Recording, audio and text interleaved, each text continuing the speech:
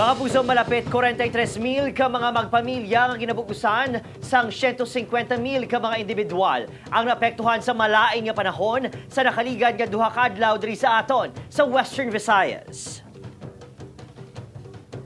Base sa datos ng RDRMC6, labing apektado ang mga probinsya sa Negros Occidental, Iloilo pati man Antique. Pila ka insidente sang landslide ang record man sa Antique kag pati sa Iloilo. Pagbaha naman ang naging mayor nga problema sa Negros Occidental kag Iloilo.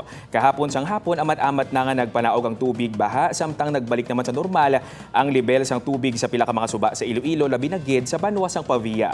Ang DSWD6 nakapanghatag naman sang kapin 6 million pesos nga balor sang bulig sa mga apektado. Padayon pang nagasaka ang aton nga numero tungod sang sige-sige pang pag-ulan sa gihapon, especially sa side sang probinsya sang Antique kag probinsya sang Iloilo amo man sa may probinsya sang Negros Occidental.